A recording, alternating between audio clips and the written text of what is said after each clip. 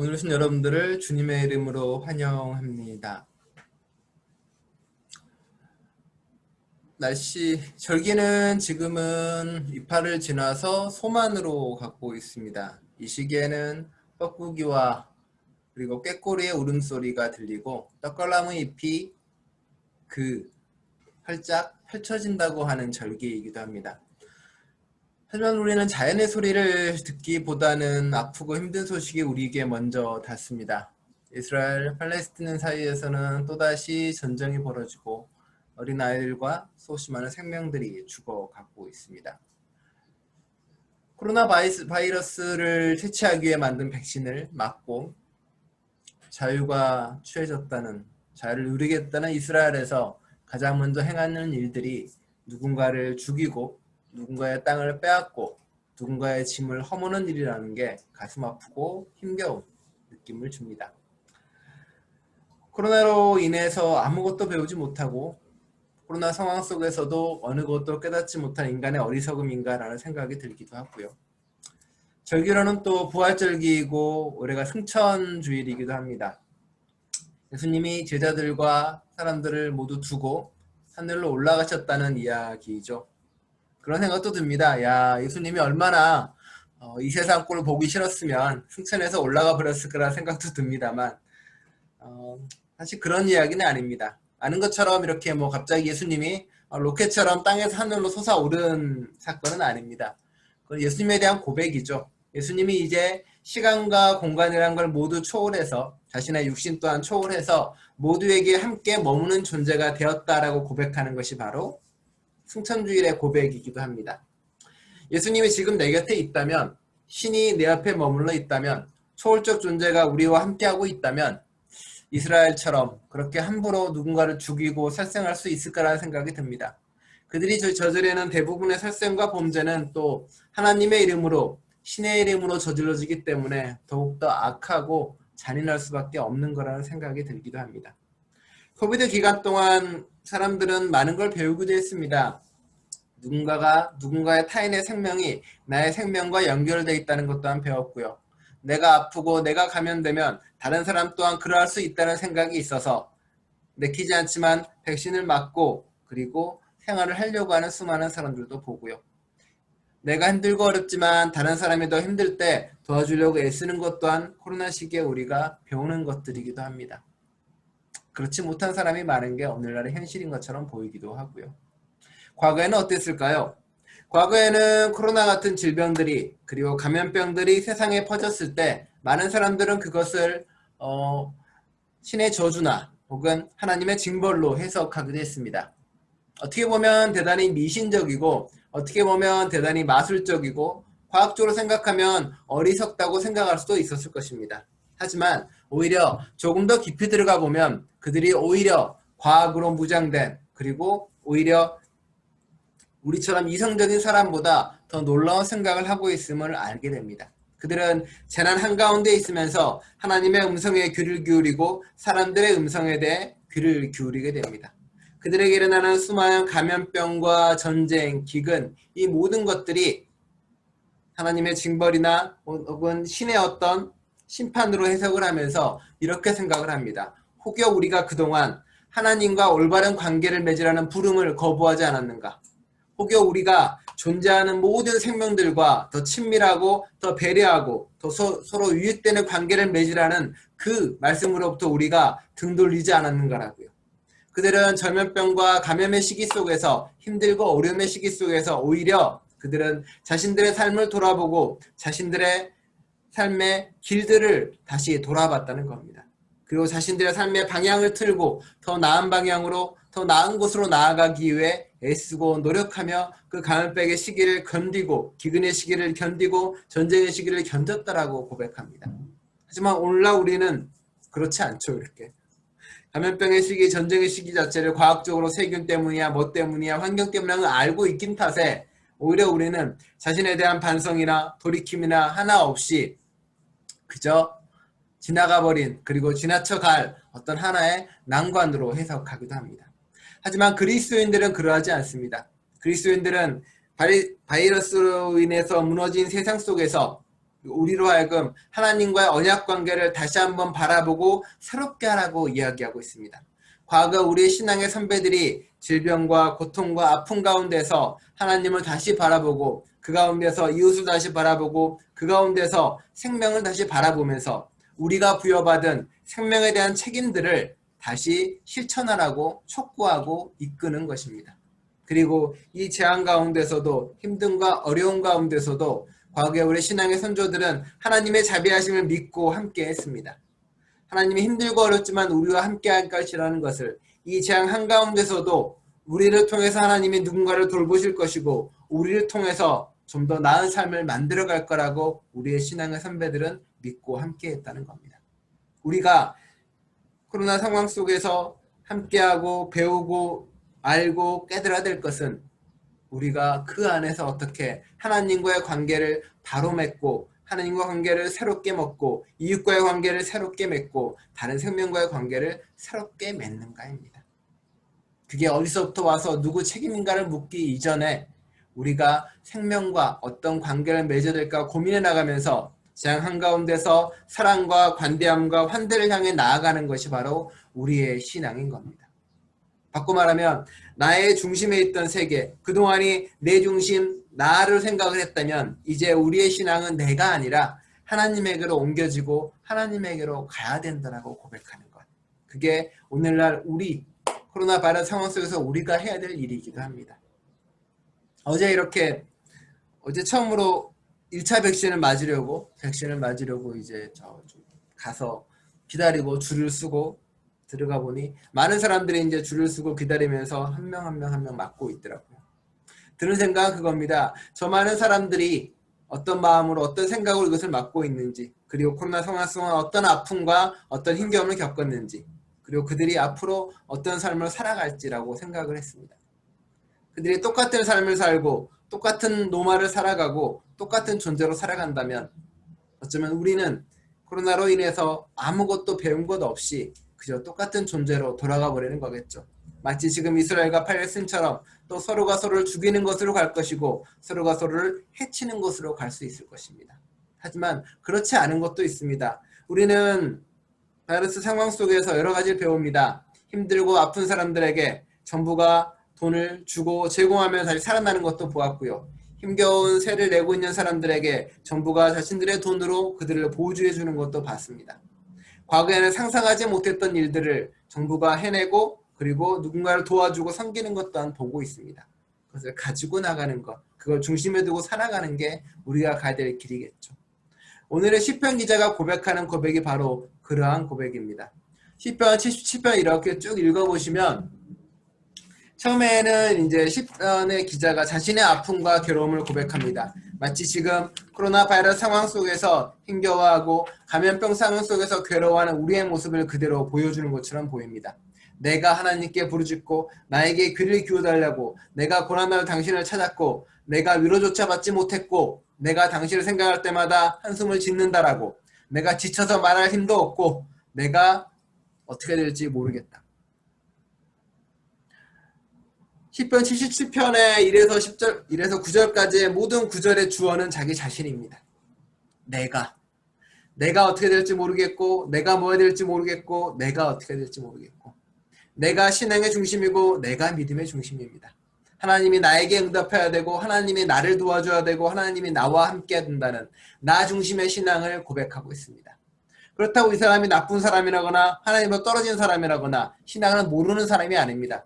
그는 하나님께 기도하는 사람이고 생각하는 사람이고 뜬 눈으로 밤을 지새우는 사람이기도 합니다. 하지만 그의 신앙은 여전히 나에게 묶여 있습니다. 나 중심의 신앙이고 내가 한 가운데 있는 신앙이라는 이야기입니다. 그가 이제 고통과 어려움 가운데 헤매면서 하나님께 부르짖지만 아무런 응답조차 주지 않습니다. 그러자 이제 그는 다시 하나님께 묻기 시작합니다. 내 영혼이 속으로 묻기를 주님께서 나를 영원히 버리시는 것일까? 다시는 은혜를 베풀지 않는 것일까? 한결같은 그분의 사랑도 이제 끊기는 것일까? 그분의 약속도 이제는 영원히 끝나버린 것일까? 하나님께서 은혜를 베푸시는 일을 잊으신 것일까? 그의 노여움이 그의 긍휼을 거두어두신 것일까? 그의 신앙은 이제 자신의 중심에서 흔들리기 시작합니다. 하나님이 나를 사랑했고 나를 돌봐주고 나와 함께 했는데 그렇지 않은 하나님을 경험하게 되니까요. 말 그대로 이게 어떻게 된 일인지, 왜 세상에 이런 일이 벌어지니 묻는 질문과 같습니다. 그는 이제 흔들리고 고민하기 시작합니다. 우리의 길은 두 가지로 나눠질 것입니다. 하나는 하나님은 없어, 하나님은 그런 존재가 아니야 라고 아예 돌아가버리는 존재가 있을 것이고요. 아니면 그런 길도 있습니다. 내가 뭘 잘못했을까? 내가 무엇이 틀렸을까라고 반성하는 길로 돌아가는 수도 있었겠죠. 그런데 의외로 반성으로 돌아가는 그 길, 하나님의 관계 회복이 아니라 결국은 나로 돌아가는 그 신앙은 결국 또 나로 하여금 나를 바라보게 하고 나만을 헤아릴 수 있게 한다는 겁니다. 아, 그래, 내가 더 부르짖고 내가 더 기도하고 내가 더 애쓰겠다는 걸로 나 중심의 신앙으로 흘러갈 수 있습니다. 하나님과의 관계나 하나님의 중심에서 바라보지 않는 시각이 되는 것이죠. 하지만 시편의 기자는 이 두 가지 길을 넘어서서 또 다른 길을 이야기합니다. 시편 기자 이렇게 고백합니다. 그때 나는 또 이르기를 가장 높으신 분께서 그 오른손으로 일하시던 때 나는 그때를 사모합니다 했습니다. 주님께서 하신 일을 나는 회상합니다라고 고백합니다. 기억을 더듬고 주님을 떠올린다는 이야기인데 그 뒤로부터는 주어가 다 바뀝니다. 내가 당신을 떠올립니다. 내가 당신의 일을 기억합니다. 내가 당신이 함께했던 그때를 떠올립니다라고 고백하지 않습니다. 나는 사라져버리고 오로지 하나님만 등장합니다. 하나님, 주님의 길은 거룩합니다. 하나님만큼 위대한 신은 누가 있습니까? 하나님이 우리를 구원하셨습니다. 하나님이 우리를 이끄셨습니다. 하나님이 천둥소리를 만드시고 하나님이 모든 것을 다스리십니다. 신앙이 나 중심에서 하나님 중심으로 변경되기 시작했다는 겁니다. 내가 어떻게 하든 내가 무엇을 하든 내가 어떤 도를 하든과 관계없이 온전하게 하나님의 은혜라는 곳으로 넘어갔다는 이야기입니다. 보수적이나 근본주의가 이야기하는 값싼 은혜를 이야기하는 게 아닙니다.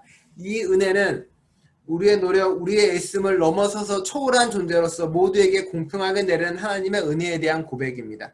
시편 기자는 자신의 문제가 해결됐다고, 자신의 고민이 해결됐다고 이야기하지 않습니다. 오히려 그는 새로운 하나님에 대한 경험을 하게 됩니다. 더 이상 자신의 고민은 고민이 아닌 거고 자신의 중심에 놓지 않았기 때문에 이제 모든 삶은 하나님 중심으로 바뀌어 버리게 됩니다.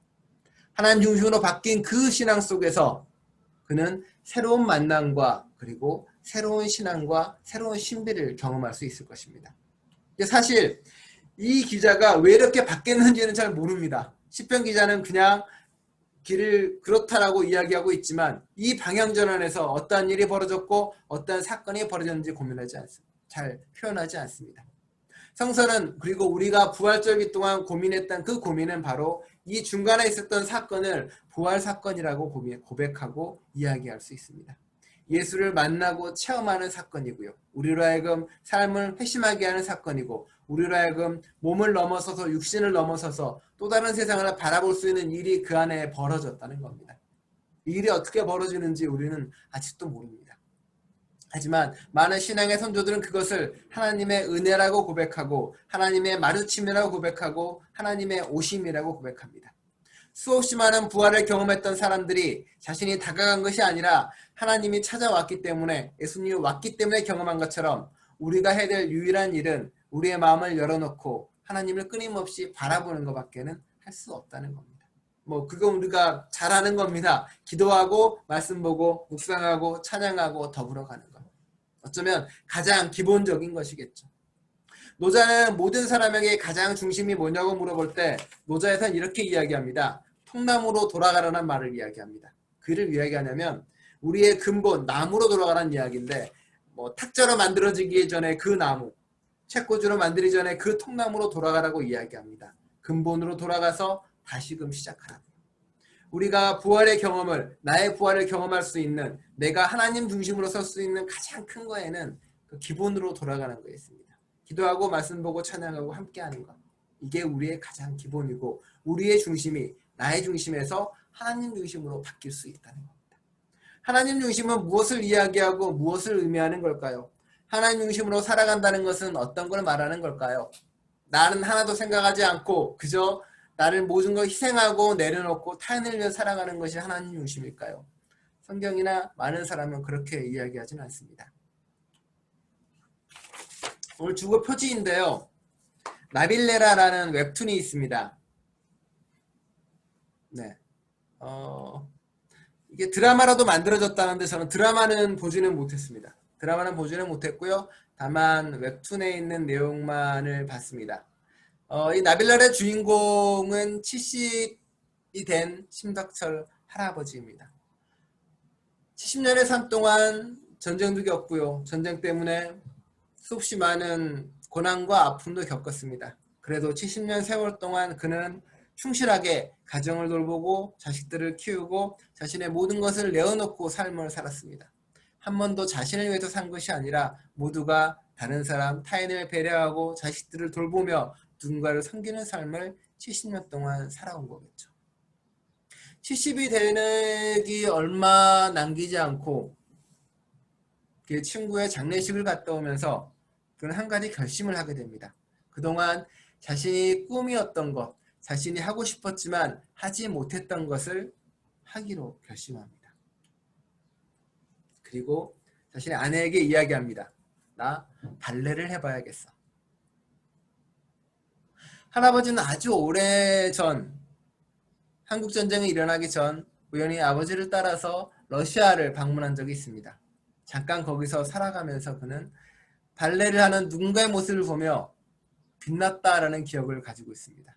그리고 자신도 저런 삶을 살아보고 싶다고요. 하지만 한국으로 돌아와서 전쟁이 터지고 많은 사건이 있으면서 그는 자신의 꿈은 모두가 다 잊어져 버리게 된 거죠. 70이 다 돼가는 그때 심덕철 할아버지는 결심을 합니다. 더 늦기 전에 자신이 하고 싶은 것을 해봐야겠다고요. 자신의 삶의 중심이 가족이었고 그리고 다른 사람이었다면 이제 70이 다 돼서 그는 자신의 삶의 중심을 자신의 꿈으로 놓고 싶어 합니다. 주위 사람들의 반응은 어땠을까요? 아내의 반응도 그렇죠. 나 70에 발레를 한다고 하니 놀랄 수밖에 없습니다. 아내뿐만이 아니라 가족에게도 고백을 합니다. 나 발레를 해보려고 한다. 가족들의 반응은 그쵸. 네.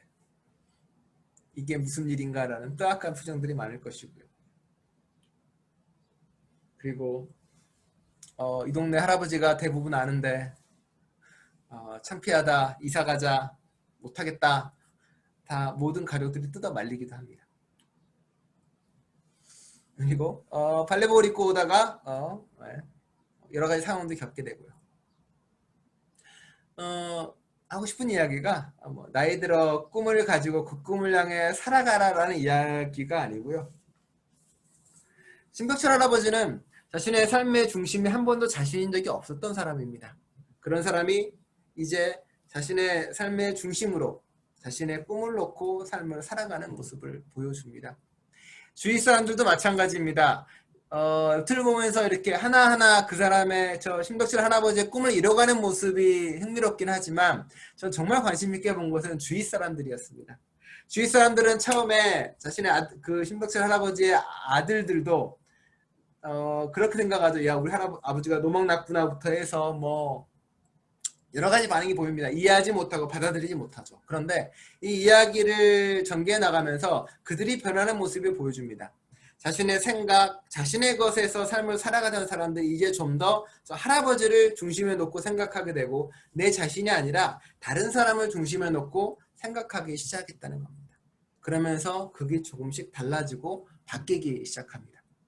하나님의 중심으로 살아간다는 것은 막연히 누군가 완전히 타인 중심으로 삶을 살아가야 된다는 이야기도 아니고요. 온전히 나 중심의 이기적인 삶도 살아가야 된다는 이야기도 아닙니다. 어쩌면 하나님 중심에 살아간다는 그 삶은 추상적으로는 모든 생명을 중심에 놓고 살아가야 된다는 말이지만 동시에 모든 관계와 그리고 모든 생명의 가치를 그대로 가지고 살아간다는 말이기도 합니다.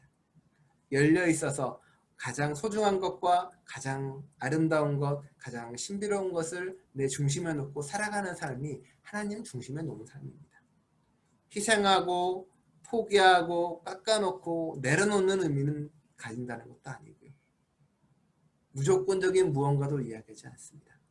내가 가장 아름다울 수 있는 것, 타인이 가장 아름다울 수 있는 것, 타인의 생명이 얼마나 소중하다는 걸 깨닫는 것, 하나님의 느낌, 하나님의 눈길, 하나님의 손길, 하나님의 발길이 내 중심이 되고 내 삶이 되는 것. 그게 바로 하나님 중심의 삶입니다.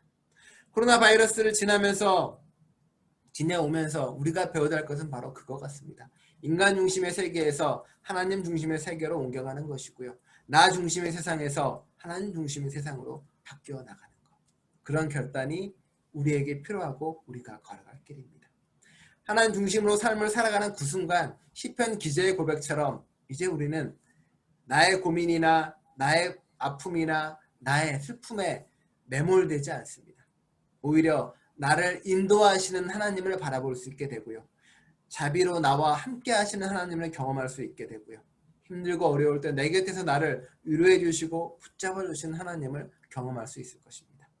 재앙 가운데서 벗어날 수 있게 이끄는 존재로서가 아니라 나와 함께 하시며 나에게 새로운 생명과 새로운 부활을 경험하게 해주시는 하나님. 그게 바로 우리의 부활이 되고 나의 부활이 될 수 있기를 간절히 축원합니다. 기도하겠습니다.